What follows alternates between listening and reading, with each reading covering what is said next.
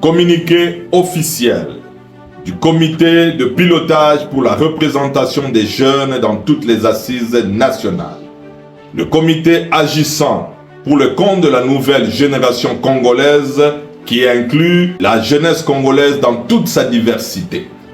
En ce mois de janvier, marqué par la commémoration du 4, 16 et 17 janvier, date symbolique des martyrs de notre indépendance, de l'assassinat de nos héros nationaux, Patrice Emery Lumumba et Laurent Désiré Kabila, le comité de pilotage pour la représentation des jeunes dans toutes les assises nationales rend un vibrant hommage et solennel à ces figures historiques dont les combats s'inscrivent dans la défense de la souveraineté nationale, de la dignité du peuple congolais et de la responsabilisation de la nouvelle génération pour la construction d'un État et d'une nation forte.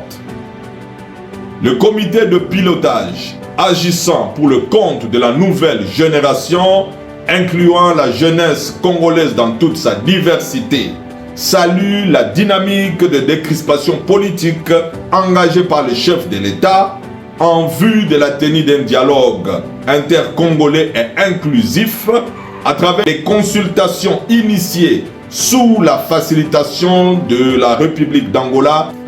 Cependant, le comité de pilotage rappelle un constat déplorable qui persiste encore.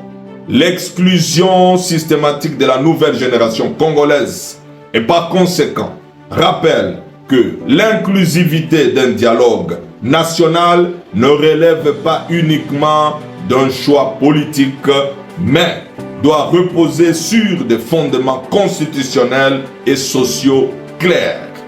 En effet, la Constitution de la République démocratique du Congo dispose notamment à son article 5, la souveraineté nationale appartient au peuple.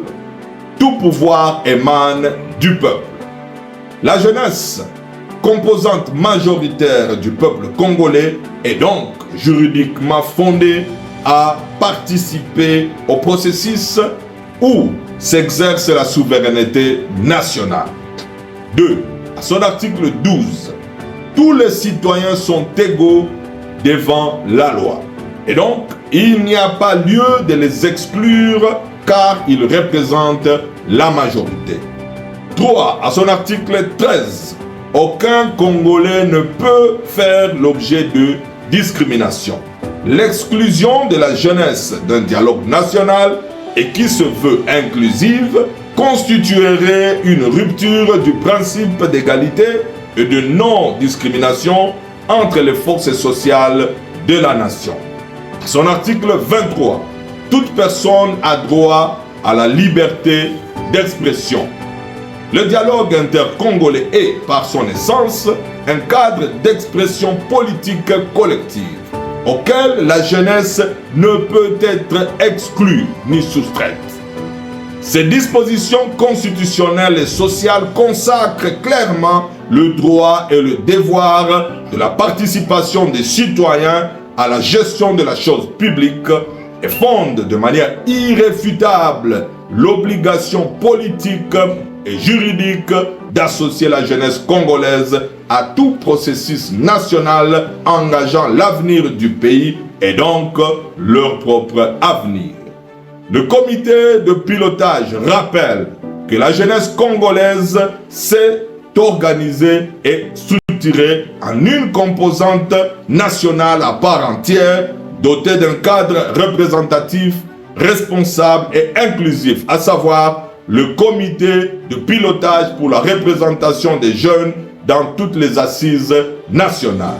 De lors, l'intégration officielle de la composante jeune au dialogue intercongolais ne saurait être perçue comme une concession, mais bien comme une exigence constitutionnelle, une condition de légitimité démocratique et un impératif de stabilité et de durabilité des décisions issues de n'importe quel dialogue. En conséquence, le comité de pilotage exige son association formelle au processus en cours et attend son invitation officielle afin de présenter le cahier des charges de la nouvelle génération congolaise tant au stade de consultation que lors des assises nationales proprement dites. Le comité de pilotage réaffirme que tout dialogue intercongolais qui se construirait sans la participation directe, organisée et reconnue de la jeunesse congolaise s'exposerait à un grave déficit de légitimité constitutionnelle, politique et sociale. Que vive la République démocratique!